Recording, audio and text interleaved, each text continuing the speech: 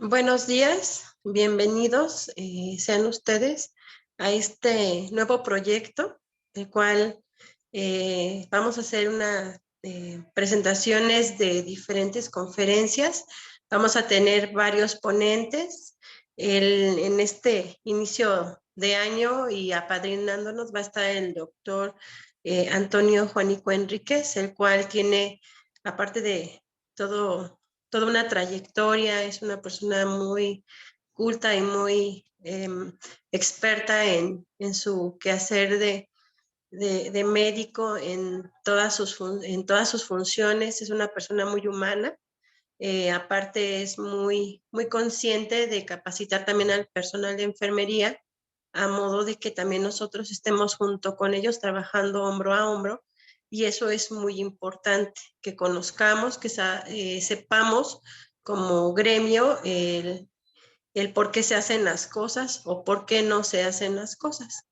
Eh, el día de hoy pues vamos a hablar o va a hablarnos él del tema de Panorama Nacional de las Cardiopatías Congénitas, cual pues es un gusto y un placer que esté con nosotros. Le damos la bienvenida, el agradecimiento enorme por participar con nosotros. Y pues doctor, sin nada más por agregar, podríamos dar inicio. Buenos días a todos. Muchas gracias, Caro, por la invitación a este nuevo proyecto que tienen. Es para mí un placer apoyar a las diferentes asociaciones que llevan a cabo estos talleres o estas pláticas. Y vamos a tratar de hacer algo interesante para todos ustedes, pero también a la vez que vean un panorama de lo que son las cardiopatías congénitas en México, porque como saben, hoy es el día para hacer conciencia de las cardiopatías congénitas. Y como ven, de todas las malformaciones congénitas, las más frecuentes son las cardiopatías congénitas. Y la prevalencia reportada a nivel mundial va aproximadamente entre 2 a 12 nuevos pacientes con cardiopatía congénita, perdón, por cada 1,000 recién nacidos vivos. Como sabrán, la mayoría de las malformaciones son abortadas y el porcentaje que llega a nacer con malformaciones es muy poco, y aún así representa un porcentaje importante de todos los recién nacidos vivos. Eh, Como bien nos señala Caro y me hizo algunas peticiones acerca de lo cual sería conveniente platicar en este panorama de las cardiopatías congénitas, es esta magnitud del problema que tenemos en todo el mundo, y México no es la excepción. Las cardiopatías congénitas es una causa de muerte en el segundo lugar en los pacientes menores de 1 año. Tiene la segunda causa de mortalidad en niños entre 1 a 5 años de edad. Es la tercera causa entre pacientes de 5 a 14 años y la séptima causa entre los que tienen 16 y 24 años de edad. Y todo esto puede ser porque se trate de cardiopatías congénitas complejas, o porque no se da el tratamiento oportuno o no se da el tratamiento adecuado, si no se identifican a tiempo y se hacen buenos diagnósticos. Por eso la mortalidad va elevándose, pero el grupo de mayor riesgo, como suele ser, son los menores de 1 año de edad. Entre más pequeño se manifieste la cardiopatía congénita por alguna inestabilidad, eso nos indica que la cardiopatía es más grave. Entre más temprano se manifieste, más grave es la cardiopatía congénita, y el tratamiento y la evolución serán más complejas para los pacientes. Conforme se vaya dejando el tratamiento de lado, la mortalidad puede ir aumentando por cada una de las patologías. Más o menos tendremos con esos porcentajes de 8 a 10 por cada 1,000 nacidos vivos. Esta es una estadística de algunos de los nacimientos en años anteriores. Si en el 2007 tuvimos un poquito más de 2,5 millones de recién nacidos, con esta casuística veríamos que tendríamos aproximadamente 21,000 niños afectados con cardiopatía congénita en México en un solo año. Es por eso que se hace muy importante el tratamiento de estos pacientes. El 85% de estos pacientes con cardiopatía congénita van a requerir un tratamiento en algún momento de su vida y la mitad de ellos lo van a requerir durante el primer año de vida. O sea, estamos hablando que durante el primer año, cada año, tendremos que estar dando tratamiento a cerca de 10,000 pacientes en todo México. Esto se hace muy complejo porque en México existen 3 centros médico-quirúrgicos especializados, 10 centros, y están distribuidos en 3 ciudades. La Ciudad de México, en Monterrey y en Guadalajara. Y dentro de la Ciudad de México es donde existe el mayor número de hospitales que dan tratamiento. Algunos del Instituto Mexicano del Seguro Social, otros del ISSSTE, otros de salubridad, y así en total tendremos 10 centros médico-quirúrgicos especializados, por lo cual los pacientes tendrían, en caso de algunas cardiopatías congénitas complejas, que desplazarse desde el sur, sureste, norte, hacia estos centros. Y tiene mucho que ver si son derechohabientes de alguna institución o no lo son, o son de población desprotegida, pueden ir a los hospitales de salubridad. Sin embargo, a pesar de que hay 10 centros en 3 ciudades, tenemos otros nuevos centros quirúrgicos cardiovasculares principales. Aquí están los que están pintados en azul, ¿no? Hay hospitales en estas zonas donde tratan algunos pacientes con cardiopatía congénita y tenemos nuevos centros quirúrgicos cardiovasculares secundarios en algunas otras ciudades también. Y ha ido aumentando con los años, sin embargo, sabemos que todavía es insuficiente. En nuestra institución, el número de ingresos anuales ha ido aumentando desde el 2004 a la fecha.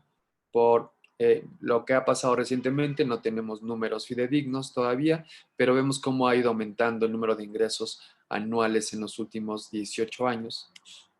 Y también la necesidad de procedimientos quirúrgicos, porque hemos tratado de aumentar también la capacidad de poder dar atención a nuestros pacientes, mejorando los resultados, acortando el tiempo hospitalario, para que nos dé la oportunidad de ingresar más pacientes sobre la misma cama conforme vamos rotando al ingreso y el egreso de los pacientes. Pero sí ha incrementado no solamente el número de las necesidades quirúrgicas, sino también de cateterismo, pero aunque parezca en algún momento que es muy constante, también quiero decirles que ha aumentado la complejidad del tratamiento de las cardiopatías. Inicialmente los tratamientos eran cerrar defectos sencillos, comunicación interauricular, interventricular, conducto arterioso, coartación, algunos complejos como tetralogía de Fallot, y cada año ha ido aumentando el número de pacientes que se llevan a procedimiento quirúrgico o por cateterismo para darle atención, porque también hemos notado que ha aumentado, no en sí los casos, sino la detección de los mismos por parte de todo el grupo médico y que hagan que estos pacientes lleguen a tiempo a algún tratamiento. El acceso a la atención de la salud en estos pacientes puede ser compleja por la distribución que hemos visto, lo grande que es el país y la forma en la que están distribuidos, pero no todos los hospitales tratan a todos los pacientes, algunos son muy complejos y prefieren referirlos a las zonas de donde hay hospitales de alta especialidad. La detección oportuna puede ser desde el periodo fetal o en la edad de recién nacido, como vamos a hablar más adelante del tamiz cardiológico. Y hay estudios que se pueden hacer desde recién nacidos, radiografías, electrocardiograma, ecocardiograma, cateterismo, pero no todos los hospitales tienen todos los recursos. También entraría angiotomografía, resonancia magnética y algunos otros estudios especiales como el ecocardiograma transesofágico. Pero hablando de la detección oportuna, en el periodo fetal es muy importante ir aumentando esta capacidad que tuviéramos nosotros de hacer un ecocardiograma fetal. En países de primer mundo, el ecocardiograma fetal ya es una rutina, hacer 1 o 2 en todas las mujeres embarazadas para tratar de detectar alguna cardiopatía congénita. Y el otro es el tamiz cardiovascular. El tamiz cardiológico en el recién nacido, lo ideal es que se hiciera en todos los pacientes recién nacidos, que en algunos hospitales, en algunos países ya lo hacen, y en México apenas vamos empezando con este tema. Y el tratamiento puede ser tratamiento médico, ¿sí? Darle seguimiento al paciente, o tratamiento con cirugía o con cateterismo, que el cateterismo y la cirugía pueden ser paliativas o pueden ser correctivas. A veces trabajan de la mano como procedimientos híbridos, y algunos pacientes requieren marcapasos si se trata de alguna alteración del ritmo cardíaco. Y también sabemos que requieren manejo especializado, no nada más de un cirujano cardiovascular o hemodinamista, sino terapia intensiva cardiovascular, pre y postquirúrgica, anestesia, por ejemplo, también cardiovascular pediátrica, etcétera. Entonces, cada vez se va haciendo más especializado. Esto ha favorecido que aumente la sobrevida, pero también esto nos ha hecho que aumente también la detección de casos y cada vez tengamos más pacientes y más complejos. Perdón, las cardiopatías congénitas más frecuentes, por fortuna, son las más sencillas y son las más fáciles de corregir en manos expertas. En número 1 tenemos al conducto arterioso, en segundo lugar la comunicación interventricular y en tercer lugar la comunicación interauricular. Pero también nosotros vemos en centros de referencia cardiopatías complejas de todo tipo, muy frecuentemente tetralogía de Fallot, transposición de grandes arterias que requieren tratamiento en los primeros días de vida, y la cirugía correctiva debe ser idealmente durante la primera semana de vida. Está también la conexión anómala total de venas pulmonares, que es todo un reto. Este tipo de pacientes, en cuanto llegan al servicio de cardiología, ya no pueden regresar a su casa, tienen que quedarse hospitalizados. Y todos los que tienen atresia pulmonar, que requiere de un tratamiento para favorecer el flujo pulmonar y de manera temprana para evitar complicaciones como la crisis de hipoxia, que también sucede en la tetralogía de Fallot. Aquí tenemos un conducto arterioso. Como ven, el conducto arterioso va habitualmente de la aorta descendente a la rama izquierda de la arteria pulmonar, y habitualmente tiene cortocircuito que va de la aorta a la pulmonar, generando una sobrecarga de volumen a los pulmones y a las cavidades izquierdas. Aquí tenemos un ejemplo. Este paciente está en proyección lateral, es una aortografía descendente. Este es los vasos supraórticos, la subclavia y carótida anda por acá. Y aquí vemos la aorta descendente con un conducto arterioso pequeño. Este puede ser resuelto por cateterismo intervencionista, colocando un dispositivo aquí, que hay de varios tipos, para ocluirlo. Cuando el conducto arterioso se manifiesta en el recién nacido, la evolución es más compleja, ¿ok? Es muy frecuente en el paciente con enfermedad por membrana hialina, por inmadurez pulmonar. El conducto puede repermeabilizarse y generar sobrecarga de volumen. Y en algunos pacientes puede requerir tratamiento desde recién nacido o incluso en la edad adulta. Entonces, lo más común es la persistencia del conducto arterioso. Aquí vemos una comunicación interventricular que habitualmente tiene cortocircuito de izquierda a derecha, no genera cianosis, igual que el conducto arterioso, a menos que tengamos hipertensión pulmonar.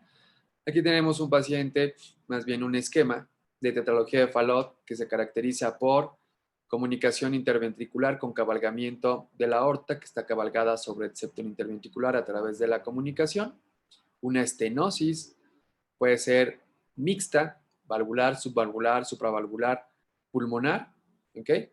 Y entonces tenemos esto: hipertrofia del ventrículo derecho, estenosis pulmonar, cabalgamiento de la aorta y comunicación interventricular. Son las 4 características de la tetralogía de Fallot. Puede tener otras alteraciones, sí, pero al menos debe tener estas. Aquí lo que sucede es el que no llega flujo a los pulmones, pues genera cianosis, y el cortocircuito es de derecha a izquierda a través de esta comunicación interventricular con el cabalgamiento de la arteria aorta.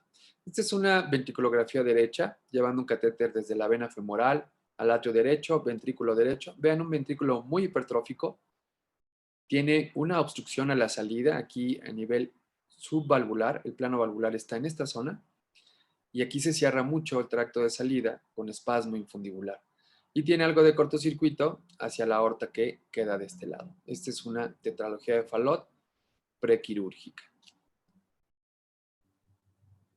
Este paciente también se puede manifestar con una falla cardíaca desde el recién nacido. Es una transposición de grandes arterias, perdón.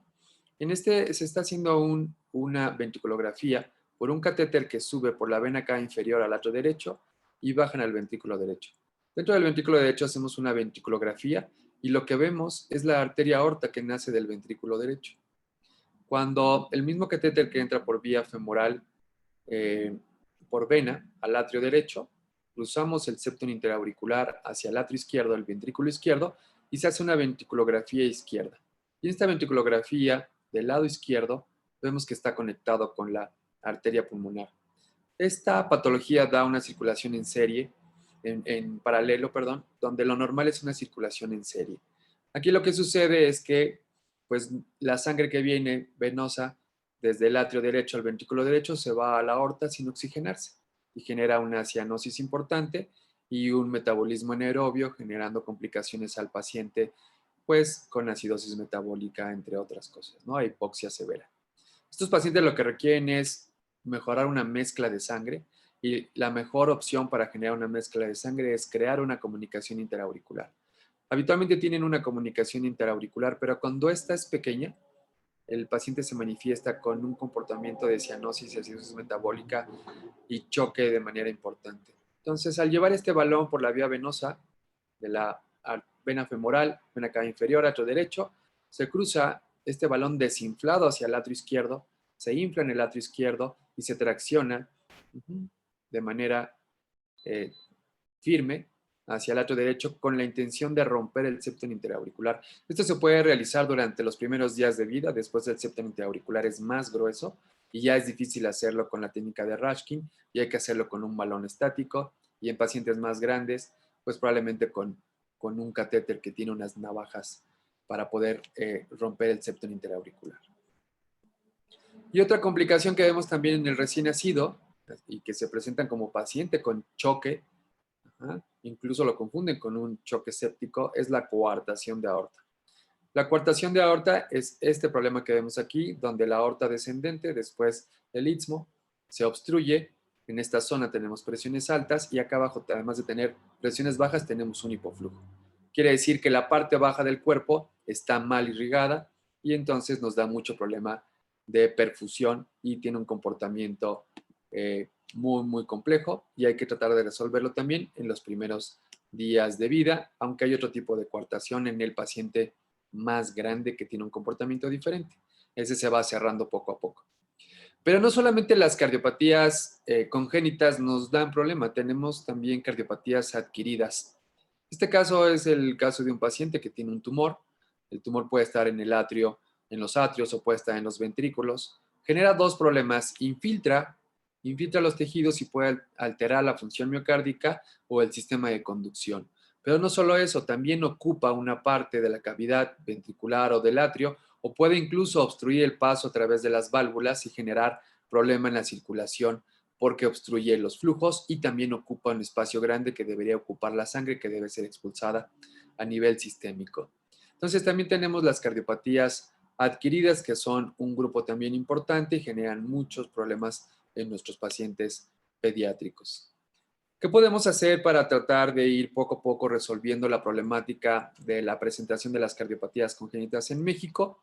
Es la regionalización en la atención de las cardiopatías congénitas, que tiene el objetivo de racionalizar los recursos humanos y los recursos físicos con la intención de esta asistencia y dar énfasis en servicios médicos muy especializados con la finalidad de lograr un mejor resultado en la atención de los pacientes. Quizá a muchos de ustedes les ha pasado que el paciente es trasladado de un lugar lejano, del sureste mexicano, por ejemplo, o del centro, del norte, y llega a los hospitales con una descompensación importante, con bajo gasto por la misma patología, pero el mismo traslado y llegar a una altura como la tiene la Ciudad de México viniendo de nivel del mar, genera que el paciente llegue con un estado clínico muy, muy grave y tengamos que dar atención y el resultado no es el mismo que operar a un paciente programado estable a que llegue de manera urgente y tengamos que darle tratamiento con cateterismo, con cirugía, tratar de estabilizarlo,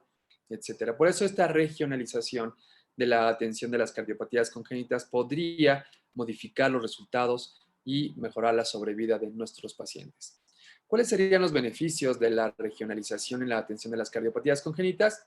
pues permitiría aumentar el número de casos atendidos, mejorar la calidad de la atención, aprovechar adecuadamente los recursos existentes y obtener una disminución de la movimortalidad infantil. Parte de todo esto es identificar las cardiopatías congénitas de manera temprana. Ahora tenemos la posibilidad de hacer tamiz cardiológico en los pacientes. Y lo que básicamente es pues, la exploración completa del paciente, tratar de buscar algunos datos pivotes que nos avisen que el paciente puede venir con una cardiopatía congénita. Y entre estos, además de la exploración, auscultarlos, etcétera, está tomar saturaciones arriba y tomar saturaciones abajo. ¿Ok? En el paciente recién nacido con un conducto arterioso, puede ser que la presión pulmonar todavía esté ligeramente alta y el conducto sea un conducto reverso. Esto haría que el flujo, en lugar de ir de la aorta a la arteria pulmonar, va de la arteria pulmonar a la aorta por diferencias de presión. Eso generaría una cianosis diferencial. Puede ser que el paciente tenga una mejor saturación en la parte alta del cuerpo y una saturación más baja en la parte inferior del cuerpo. Pero no solamente por conducto, puede ser en el paciente con coartación de aorta del recién nacido, interrupción del arco aórtico, por ejemplo, pueden tener cianosis diferencial. Y entonces lo más conveniente es tomar presiones y saturaciones en las 4 extremidades con la intención de buscar alguna diferencia que sea un dato pivote de que estamos ante una cardiopatía congénita. Aquí pueden ver un paciente que es evidente que tiene una cianosis peribucal, no tiene una coloración normal, es un recién nacido, pero vean la saturación arriba en la mano derecha y vean la saturación en extremidades inferiores. Hay una diferencia. Este paciente por lo menos tiene un conducto con hipertensión pulmonar, si no es que tiene alguna otra cardiopatía congénita más grave. ¿Ok? Y no solo eso, aunque tuviera la misma saturación en los dos lados, el paciente está desaturado. Saturaciones a las 24 horas por debajo del 90% son patológicas y tiene que hacerse una revisión más grande con otro tipo de estudios para buscar de manera temprana qué está sucediendo en nuestros pacientes. Y no solamente las cardiopatías congénitas, sino también las adquiridas, como arritmias, pueden descompensar a los pacientes. Y estos pacientes, como esta taquicardia, que es una taquicardia ventricular de puntas torcidas, parece una hélice que va girando. También se llama torsade points. Vean, es como una hélice que va girando. O esta que tiene una taquicardia ventricular sostenida. Estos pacientes se presentan con una inestabilidad hemodinámica importante y también requieren tratamiento urgente. Entonces, no solo las cardiopatías congénitas, también tendremos algunas adquiridas.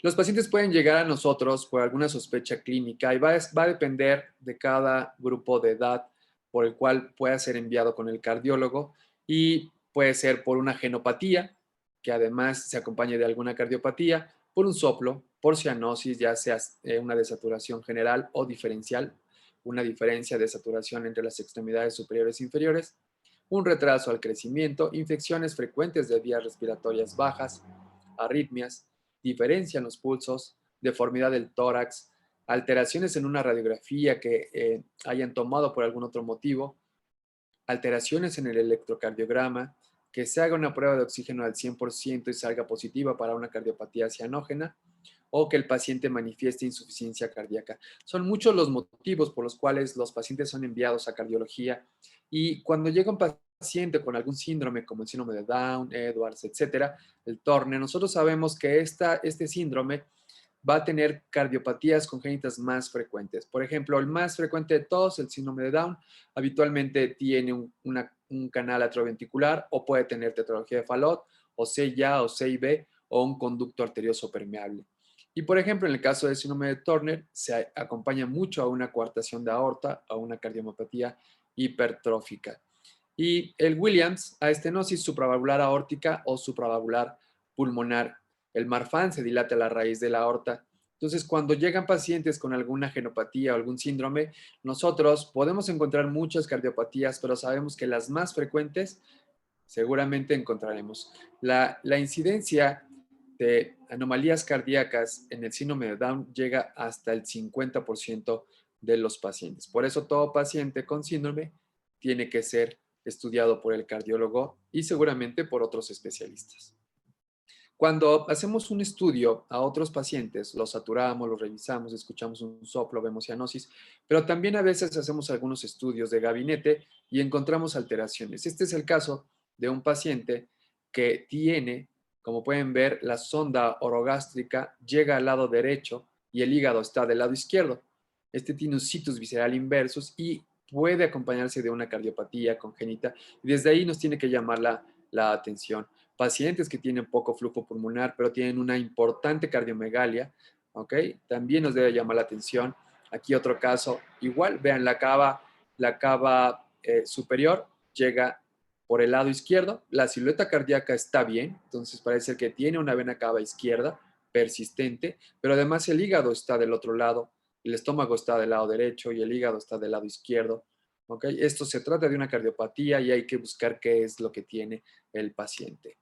Entonces puede llegar inestable al hospital, requerirá un tratamiento, a lo mejor intubación, y en la primera radiografía vemos también, este tiene la silueta cardíaca normal, pero el hígado está del otro lado. Pero vean lo curioso, este paciente tiene dos catéteres. Seguramente se le puso un catéter central y necesitó un cambio, se pone el nuevo catéter, se saca una radiografía para ver el control y vemos que tiene doble sistema de cava superior.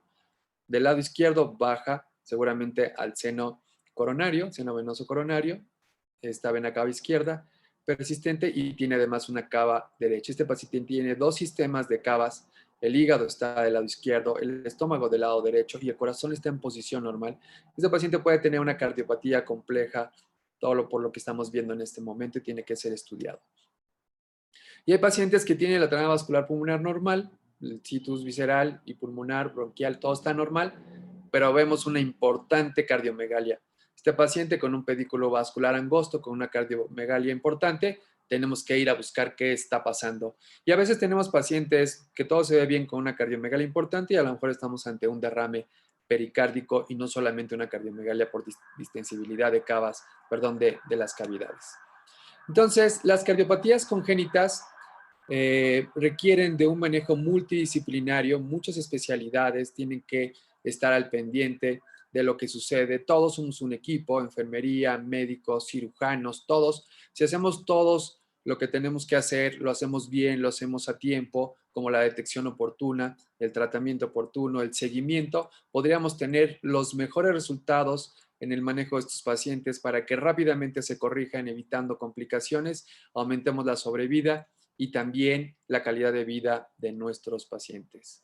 Y pues muchas gracias por su atención. Les doy la palabra a Caro, agradeciéndole una vez más su invitación a este tema.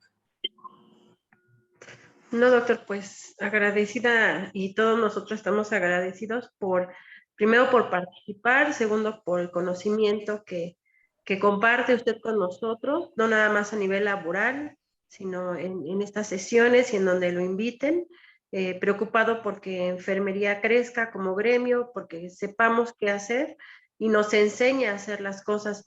Hay ocasiones que a mí me dan miedo hacer algunas cosas y usted me da toda la confianza y aparte me enseña a hacer las cosas y entonces eso permite que yo también pueda enseñarle a mis demás compañeros por el bien del paciente y pues agradecida de su participación. Y bueno, doctor,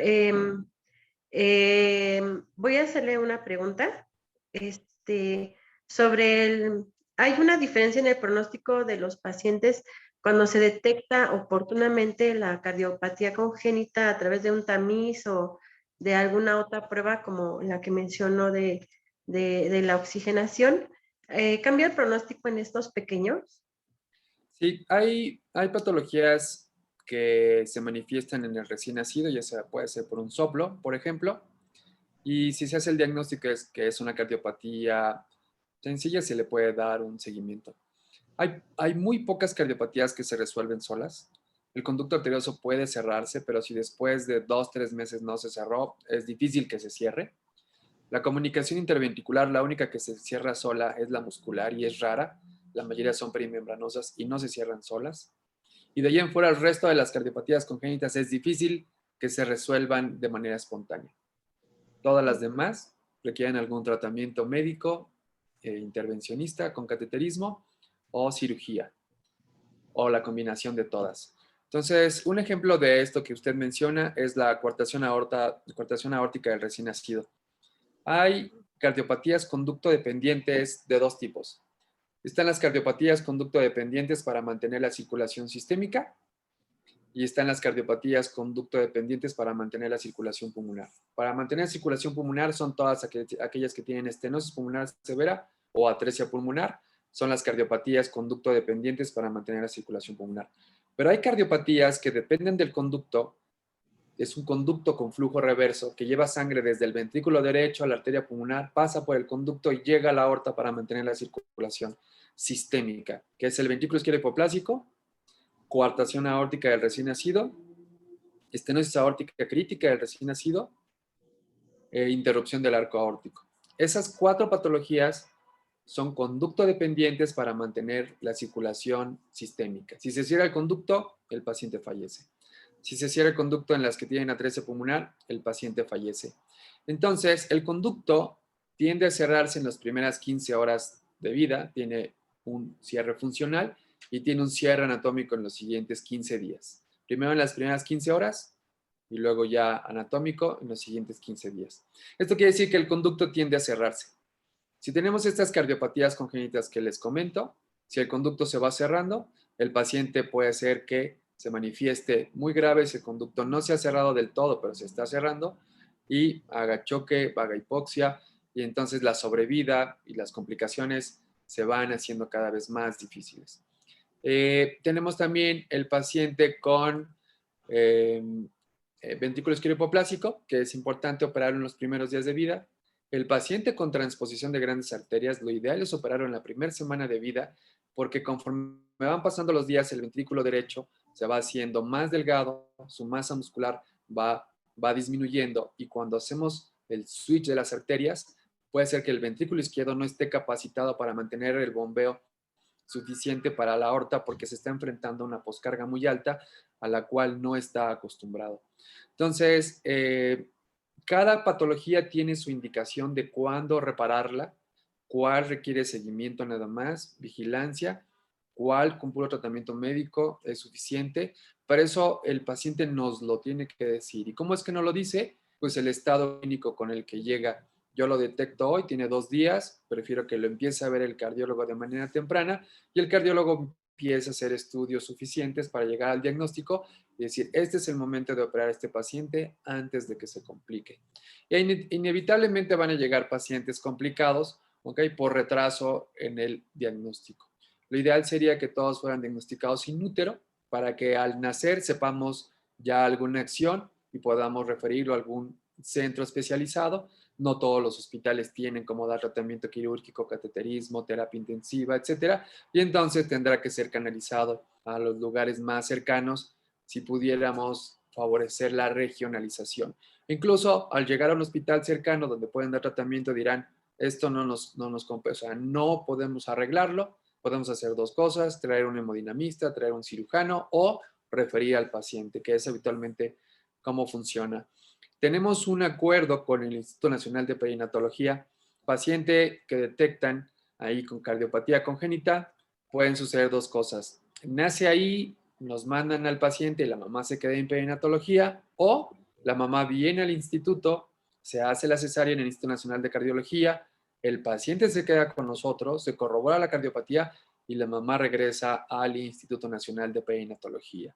Con esto tratamos de detectar al paciente antes, recibirlo y darle tratamiento oportuno y con la intención de que los resultados sean mejores. Yo creo que estos acuerdos multiinstitucionales y acuerdos entre diferentes especialidades podría mejorar mucho y hacer ese caminito que nos llevara ya hacia el tratamiento conocido para nuestros pacientes.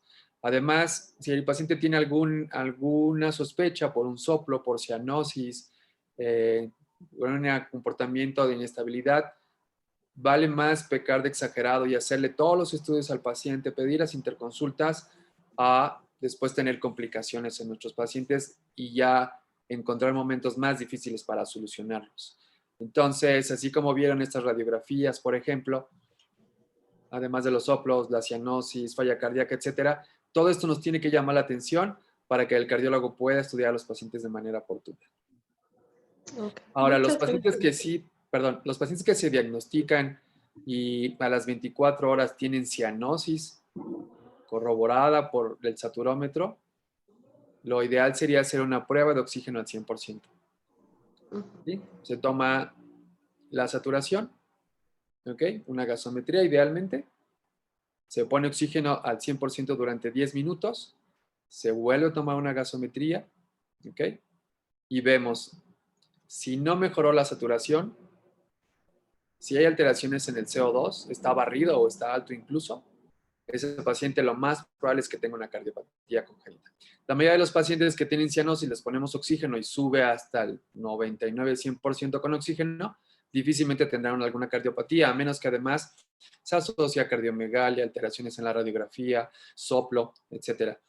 Si no tiene nada de eso y nada más tiene cianosis, ponemos oxígeno 10 minutos al 100%, sube la saturación al 100, entonces seguramente estamos ante alguna alteración pulmonar transitoria, pero cuando la cianosis persiste a pesar del oxígeno, la saturación baja a pesar del oxígeno, estamos ante una cardiopatía que tiene que ser atendida de manera urgente. Ok, muchas gracias, doctor. Creo que quedó más que explícito y claro lo que nos está diciendo. Y pues, Lupita, no sé si tengas algo más que agregar.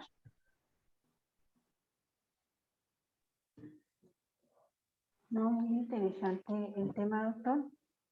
Y muchas gracias por haber participado. Y pues a nombre de la Asociación Mexicana de Educación Continua Profesional ASE, le damos las gracias y esperemos que sea la primera de varias ocasiones que nos pueda compartir todo este conocimiento sobre la actualización de las cardiopatías congénitas sobre la rama de cardiopediatría. Y no, muy interesante su tema y le agradecemos mucho. Pues muchas gracias por la invitación, felicidades a todos y que tengan un bonito 14 de febrero. Gracias, doctor. Qué mejor que pasarla con usted. Gracias. Hasta luego. Hasta luego.